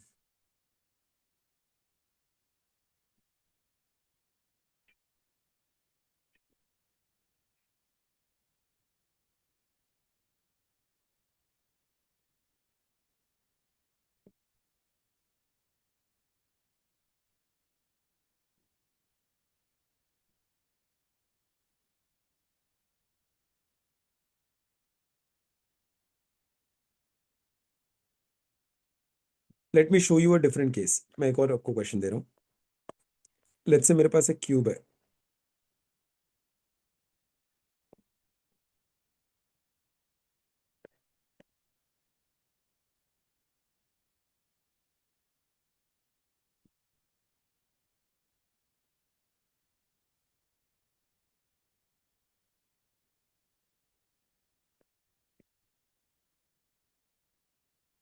इस क्यूब के ना इस कोने पे एक चार्ज रखा है, चार्ज इस क्यूब। मुझे जानना है कि इस क्यूब के फ्लक्स थ्रू द क्यूब जानना है मुझे। Q/8 epsilon not.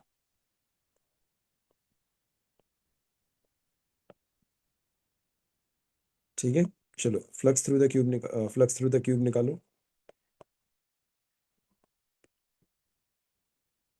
Sir Q/8 epsilon not. हाँ करेक्ट है, सबको निकालने दो।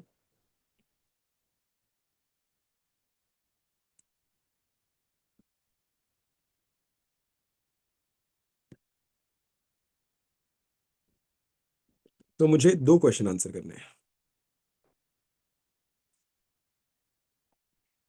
Okay, flux through a entire cube, be individual surfaces.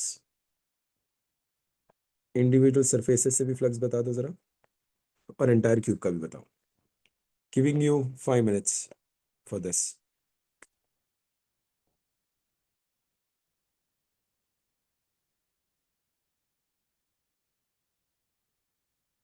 Individual surface का भी बताओ और एंटायर क्यूब का भी बताना फ्लक्स।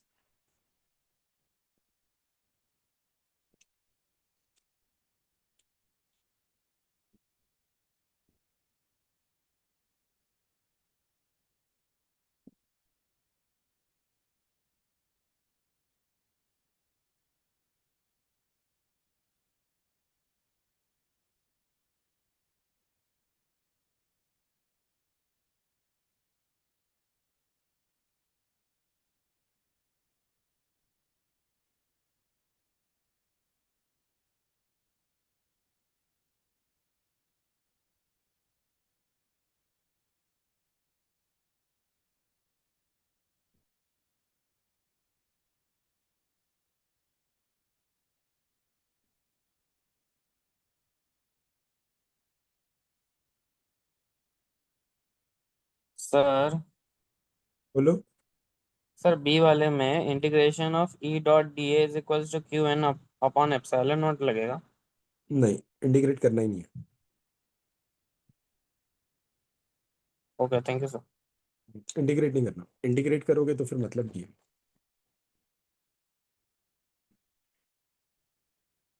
सर इंटायर क्यूब का क्यूब है एप्सिलॉन नॉट है, नहीं sorry 8 epsilon not. Entire cube का क्यूब बाई 8 एप्सिलॉन नॉट है, करेक्ट है।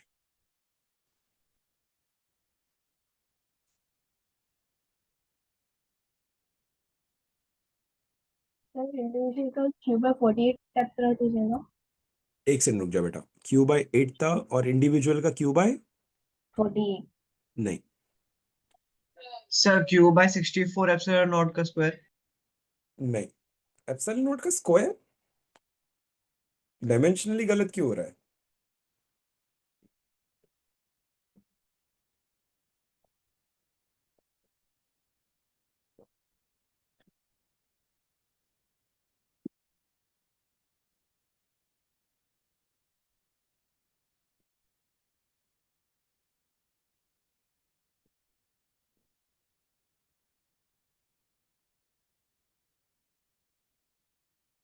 चलो सब लोग ध्यान दो, मैं बताता हूँ कैसे करते हैं, बोलो। सर सेकंड वाले का क्यूब है 24 एप्सिलॉन नॉट है क्या, और वो भी सिर्फ जो उन सरफेसेस के लिए जो कि क्यू से कांटेक्ट में नहीं है, परफेक्ट, वेरी गुड। और जो क्यू से कांटेक्ट में है?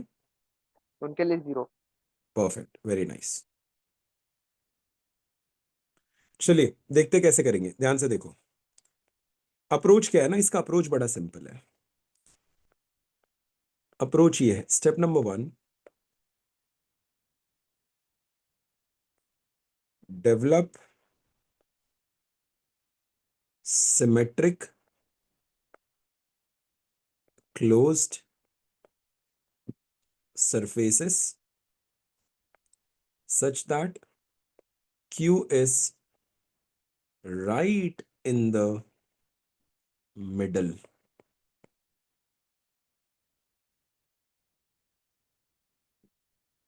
Such that Q is right in the middle. क्या बोला मैंने? डेवलप करना है, बनाना पड़ेगा। Developed, what do you need to develop? Symmetric and closed surfaces, right? You need to develop symmetric and closed surfaces, symmetric and closed surfaces, such that Q is right in the middle. देखो मैं क्या करने जा रहा हूं, मैं इसके हूबहू राइट में, सॉरी, मैं इसके, सो ग्रुपिंग कर लूं। ग्रुपिंग होता है क्या इसमें? Group group group group group, copy cut duplicate convert, convert text math colour, नहीं हो रहा है। मैं इसके हूबहू राइट में, देखो ऐसे एक मैंने बनाया, ठीक है, इसके राइट में रखा है। And I use a different colour for this so that you don't get confused. अबे कलर क्यों नहीं चेंज करने दे रहा है? यहाँ से देगा क्या?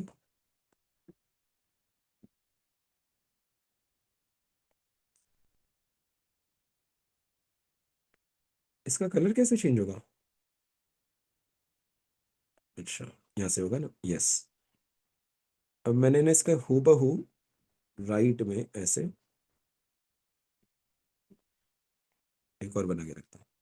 हूबहू इसके राइट में देखो, मैंने ऐसे एक बना दिया, हूबहू इसके राइट में। अब मेरे सवाल का जवाब दो, क्या क्यू अभी एकदम राइट इन द मिडल आया क्या? नहीं। राइट। और क्या क्यू सरफेस के अंदर है क्या?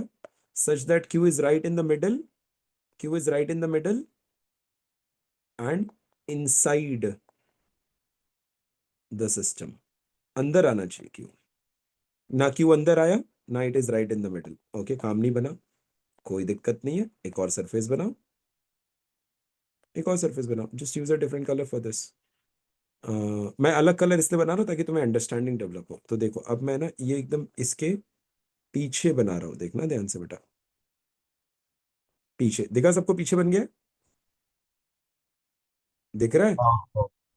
अच्छा, क्या अभी मिडल में है क्या क्यू? नहीं। नहीं है। नहीं।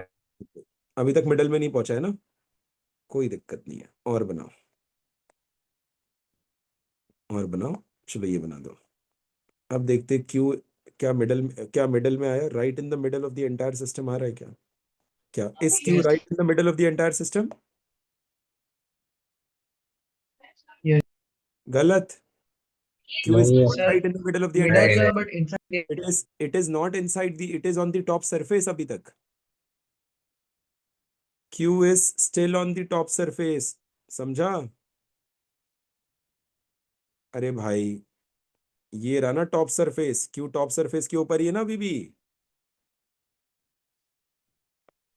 हाँ सर। समझो। Q is still on, it's not inside, it is still on the top, अभी भी काम नहीं बना। वी नीड वन, अभी और क्यूब्स लगने वाले हैं।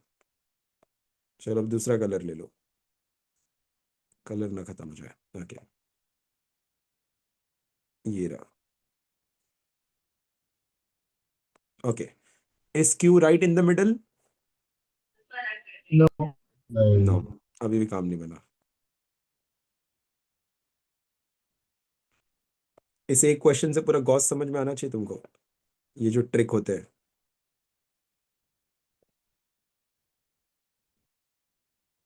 इसको इधर बनाया, is q right in the middle? No. No sir.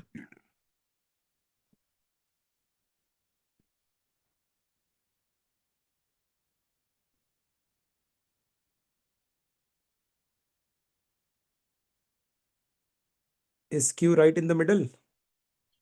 No. अभी तक नहीं ना। No sir. Q is still not right in the middle, fair enough. Okay,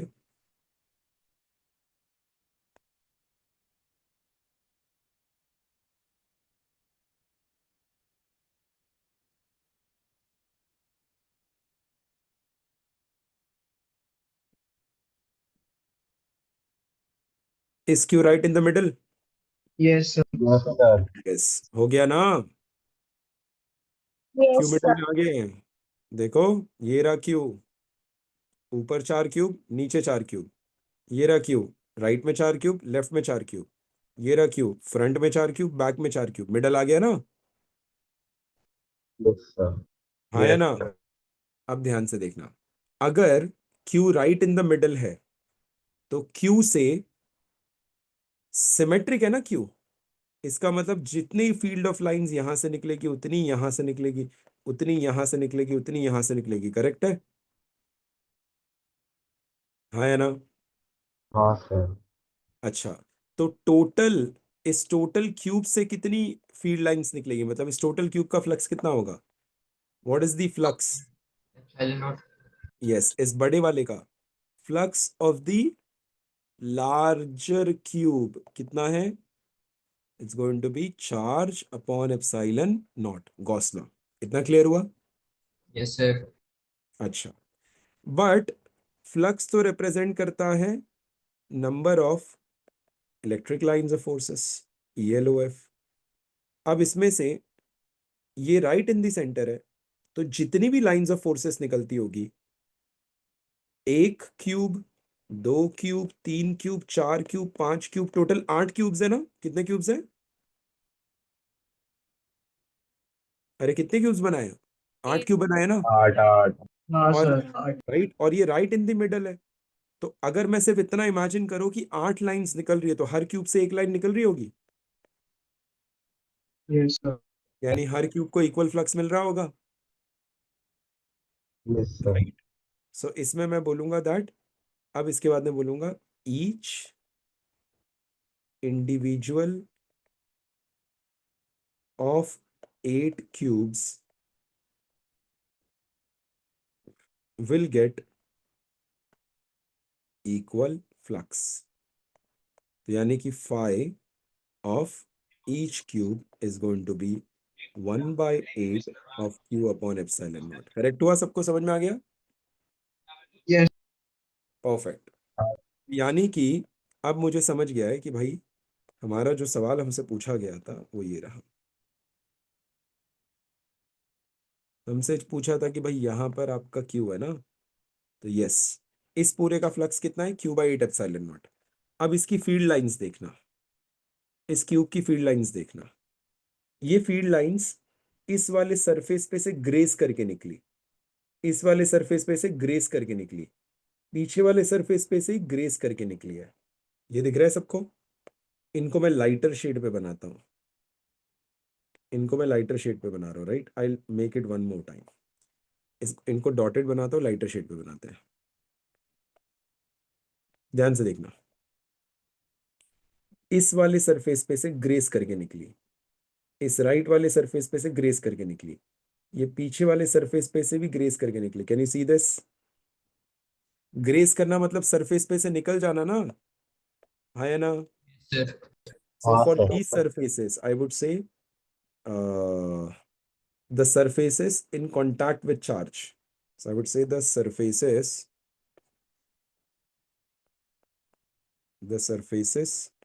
in contact with charge, with Q, have ELOF not penetrating, but only grazing मतलब surface पे से निकल जाना, grazing the surface।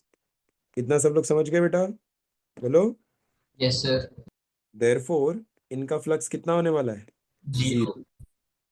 Now if you talk about other surfaces, right, which I'll mark by green, इनमें बकायदा जैसे ये वाला सरफेस राइट वाला, इससे पेनिट्रेट करके बाहर निकल रहा है, पेनिट्रेटेड केम आउट, इससे पेनिट्रेट करके पेनिट्रेटेड केम आउट। अरे ये क्या हो रहा है? सिलेक्ट होना भाई, penetrated and came comes out. इससे पेनिट्रेट होके बाहर निकल रहा है, नीचे वाले से पेनिट्रेट होके बाहर निकल रहा है, और ये फ्रंट वाले से भी पेनिट्रेट होकर के बाहर निकल रहा है, राइट? सो यहां पर surfaces which are not in contact of charge have ELOF penetrating surface, therefore flux is not zero.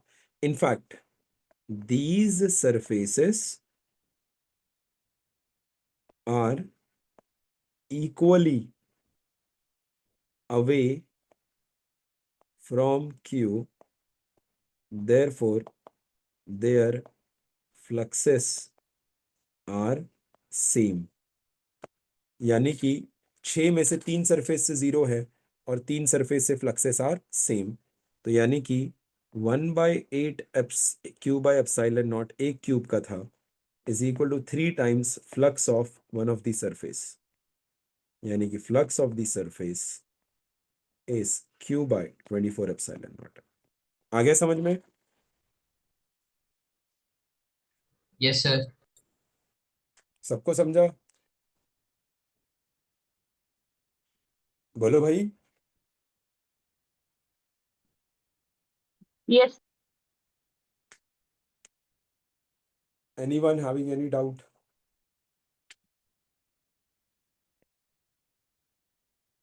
Anyone having any doubt?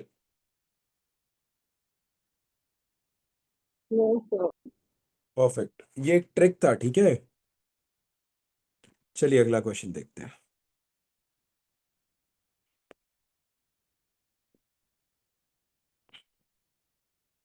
ये रहा।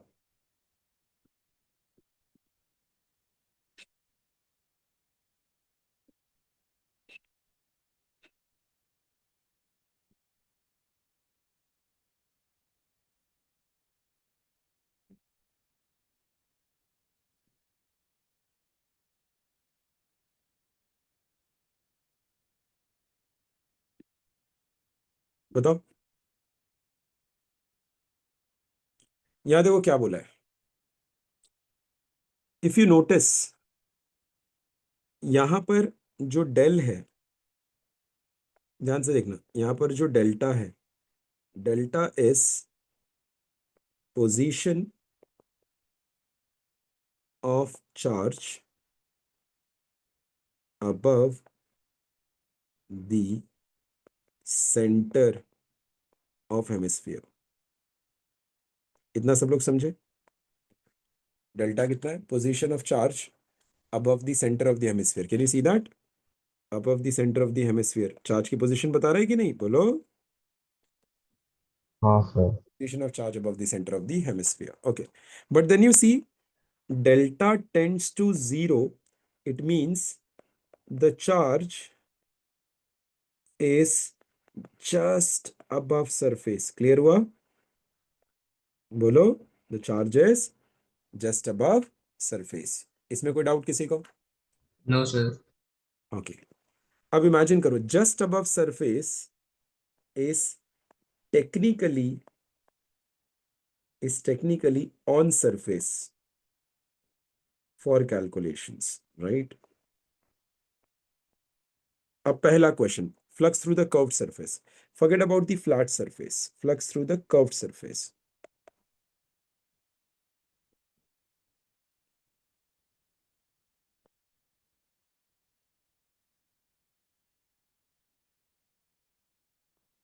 Flux through the curved surface की बात चले. Forget about the flat surface.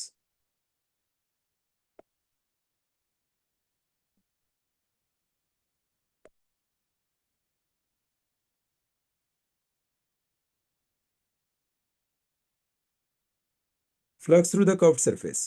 तुमको नहीं लगता charge यहां पर है, राइट? तो कर्व्ड सरफेस से कितना निकला रहेगा? कर्व्ड सरफेस मतलब ये वाला सरफेस को आप शेड कर लो, ये वाले सरफेस को आप शेड करो, यानी इस कर्व्ड सरफेस से कितना गया, बस इतना पूछा है, राइट?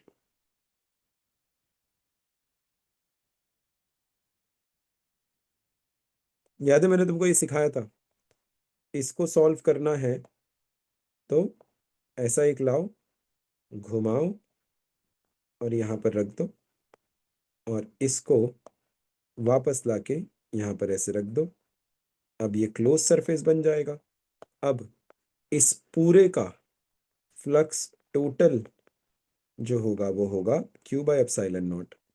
तो इस बेचारे का कितना रहेगा? सिर्फ Q बाय 2 एप्सिलॉन नॉट. इतना सब लोग समझ गए? Yes yes sir. सर. बढ़िया. Yes. ये गॉस वाला ट्रिक था, ठीक है? अब देखो, अब अपने से क्वेश्चन में क्या पूछा है?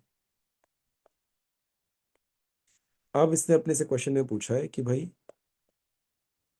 दे are interested in flux through this surface,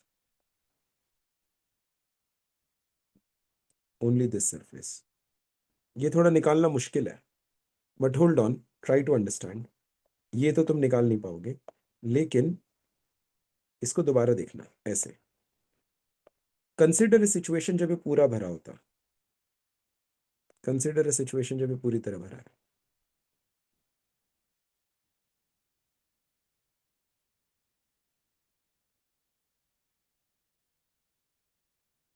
आपको पता है ना, technically the charge was above the surface.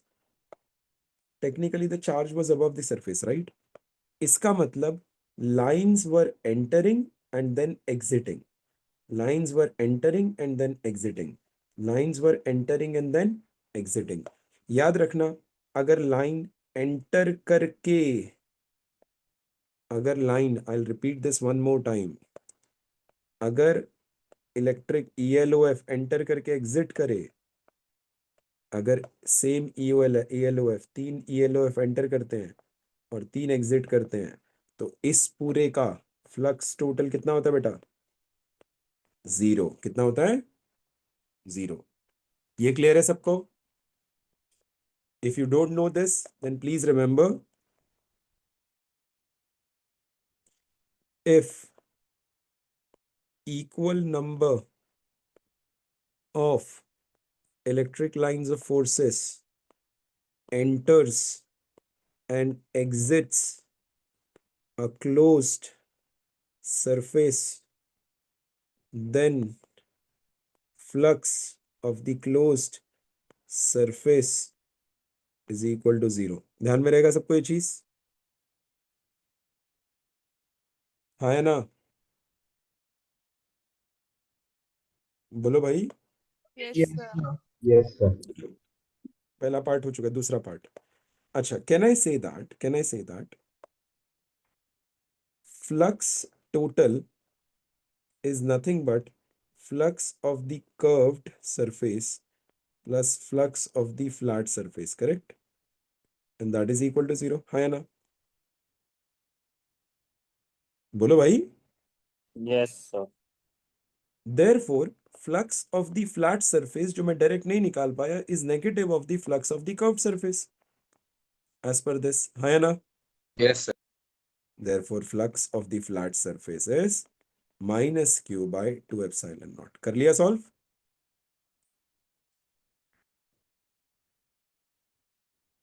आ गया समझ में? Yes sir. डायरेक्ट Yes, नहीं sir. निकाला, घुमा के निकाला उसी चीज को, करेक्ट?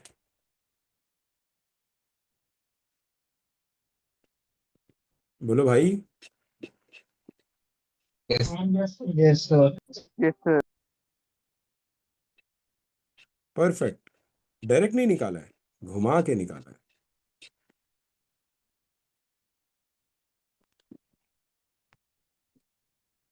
चलिए. तो सर मतलब इसका कि हमारा जो एरिया वेक्टर है वो इलेक्ट्रिक फील्ड लाइन से 180 डिग्री एंगल पे है. 180 पे तो नहीं है, लेकिन हाँ डेफिनेटली ऑब्ट्यूज एंगल पे है तो नेगेटिव आएगा. So you can say that कि इंडिविजुअली देखोगे तो इसका फ्लक्स नेगेटिव है और इसका फ्लक्स पॉजिटिव रहेगा, क्योंकि मैंने तुम्हें थोड़ी देर पहले लिखाया था एंट्री पे फ्लक्स नेगेटिव होता है और एग्जिट पे पॉजिटिव होता है, लिखवाया था ना? Thank you sir. Clear? Yes sir. Yes, sir.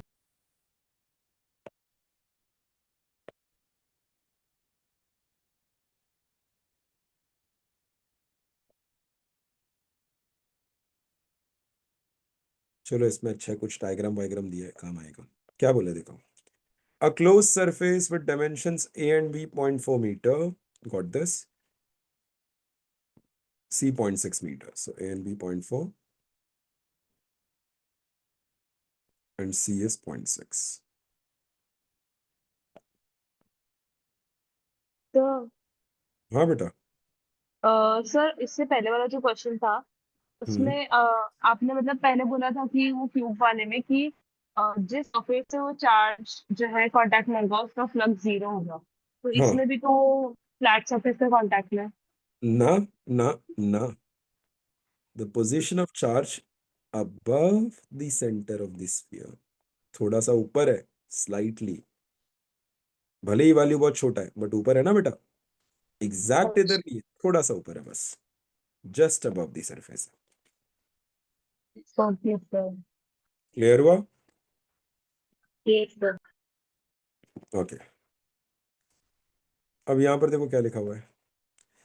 अच्छा, डायमेंशन देती है. The left edge of the close surface is located at x equal to a. Oh, left edge जो है x इक्वल टू a से शुरू हो रहा है. Okay, left edge x equal to a पे शुरू हो रहा है. The electric field throughout the region is non-uniform. Oh, electric field is variable. Fair enough. Electric field is given by some equation. Calculate the net electric flux leaving the closed surface. Okay, I have a question and tell me if and see if you can answer this. But an interesting सा question है, ठीक है? I think you'll be able to answer this. तुम ही बताना ध्यान से. हाँ?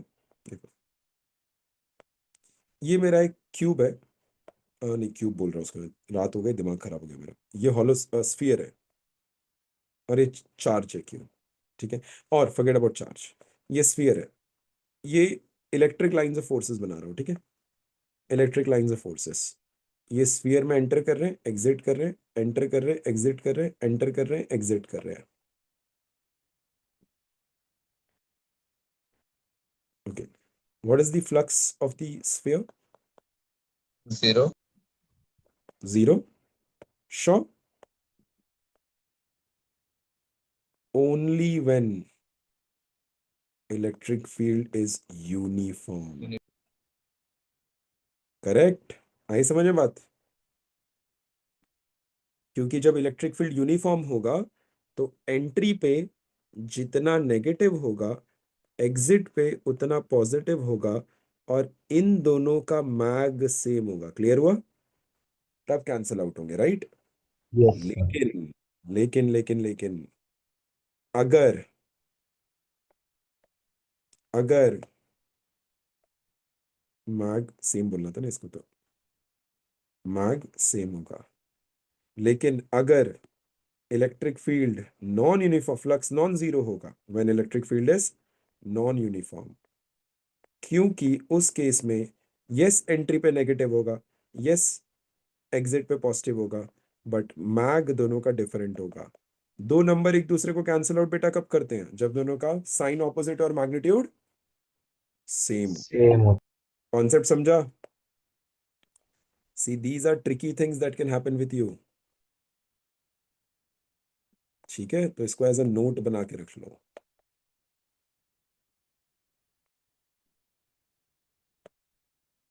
अब हम अपने क्वेश्चन को सॉल्व करते हैं, और यहां पर मैंने इसलिए समझाया कि नॉन यूनिफॉर्म इलेक्ट्रिक फील्ड है।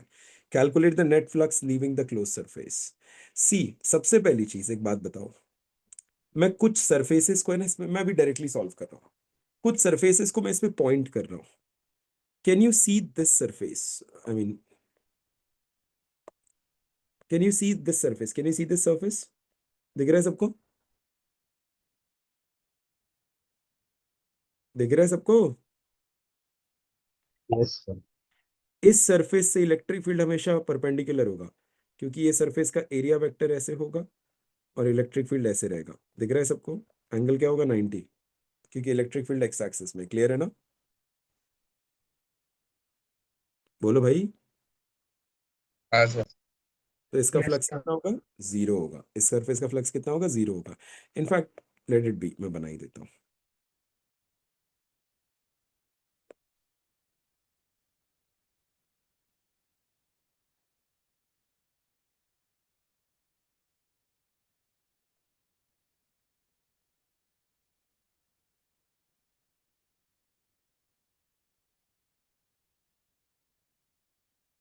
ध्यान से देखना, इलेक्ट्रिक फील्ड जो है वो जो भी है एक्स एक्सिस के अलोंग है।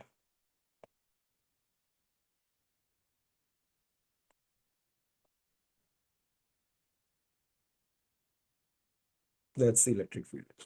तो कुछ जो सरफेसेस है ना, लेट मी पॉइंट दो सरफेसेस। ये वाला सरफेस, ऊपर वाला, फिर ये पीछे से ये वाला सरफेस, ठीक है, फिर ये सामने वाला सरफेस, और ये नीचे से ये वाला सरफेस। क्लियर हुआ? The top surface, the back surface, the bottom surface, right, and the front surface. ये सारे सरफेसेस में area vector is perpendicular to electric field. दिख रहा है सबको बेटा?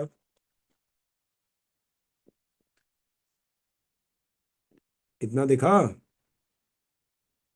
Yes sir. Yes, sir. यानी ये सारे सरफेस, देयरफॉर इन सारे सरफेस का फ्लक्स क्या होगा? जीरो। तो इनकी तो कैलकुलेशन करनी ही नहीं है, टाइम वेस्ट मत करना इस पे।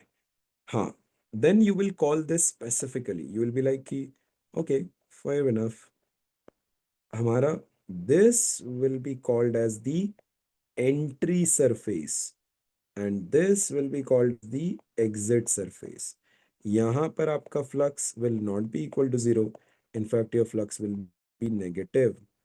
यहाँ पर आपका flux will not be equal to zero, in fact यहाँ your flux will be positive. समझ रहे हैं ना? पढ़ा रहा हूँ, कंसेप्ट बता रहा हूँ, आ रहा है समझ में? एंट्री पे फ्लक्स नेगेटिव होता है, एग्जिट पे पॉजिटिव होता है। बोलो। Yes sir. हाँ sir. Fair enough.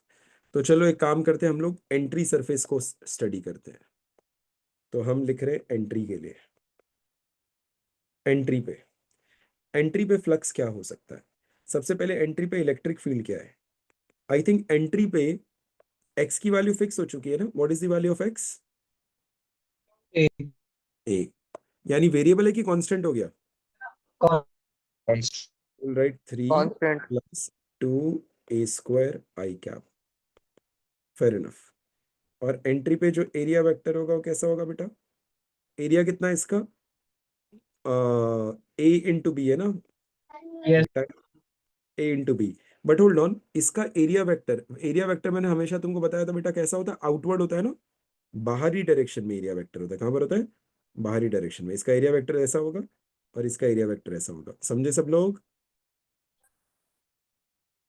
Area vector closed figure में हमेशा बाहरी डायरेक्शन में होता है, याद रहेगा। हाँ सर। Yes. हाँ सर। का एरिया वेक्टर बोलो कैसा होगा बेटा, इसका एरिया वेक्टर माइनस आई कैप होगा ना, बोलो भाई। Yes, sir. Yes sir. But exit देखो, एग्जिट में इलेक्ट्रिक फील्ड क्या होगा, इट विल बी 3+2। एग्जिट में एक्स की वैल्यू कितना, आई थिंक a+c है, कितनी है, a+c है ना, एग्जिट में एक्स की वैल्यू कितनी, a+c है ना, हाँ Yes, sir. हाँ Yes. सर। हाँ और वो कांस्टेंट है ना, क्या इस सरफेस पर एक्स की वैल्यू बदल सकती है क्या, तो a+c the whole square i cap. But अब आपका जो एरिया वेक्टर है वो है फिर से ए बी, बट ये भी आई कैप है, तो फ्लक्स एट एंट्री आपका जो है नेगेटिव आना ही था, और आएगा भी, डॉट प्रोडक्ट ले लो। So A B into 3+2a² with a minus sign. Flux at the exit is AB into 3 plus twice a plus c the whole square, right, with a positive sign. So total flux turns out to be, you will take out AB as common and you will say 3 plus twice a plus c the whole square minus 3 minus 2a square. 3 will get cancelled. You will have AB, 2 भी बाहर आ जाएगा, so 2AB बाहर आ गया, and you will have a plus c the whole square minus a square, right? And then you will simplify this. So 2AB, ये क्या होगा, दोनों a ये होता है ना, x plus y x minus y, square minus square ना, x plus y, 2a plus C c, plus C x square. minus y, which is simply c. So this is 2abc, 2a plus c. That's the value of flux. Correct? Part 1 is done. What is the net charge enclosed by the surface? What is the net charge enclosed by the surface? Gauss. Gauss ने क्या बोला बेटा? Flux through a closed surface is equal to charge enclosed upon epsilon naught. तो flux through a close surface पता चल चुका है, तो चार्ज एनक्लोज्ड कितना होना चाहिए इसमें, 2abc 2a plus c into epsilon naught. That is the charge enclosed. समझ में आ गया? भले चार्ज दिख नहीं रहा है, लेकिन गॉस से हम बता सकते हैं ना कि इतना चार्ज एनक्लोज्ड होना चाहिए गॉस लॉ के हिसाब से। समझ गए बेटा? समझ गए? Yes, sir. Yes, sir. Perfect, ठीक है, चलिए, that's it for the day.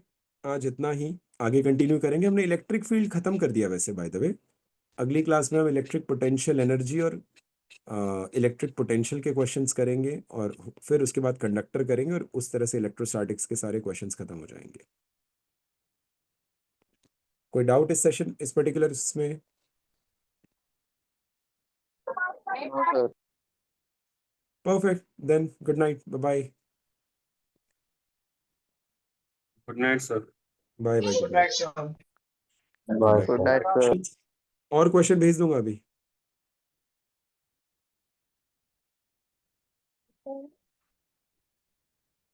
आपके सर्कुलर मोशन में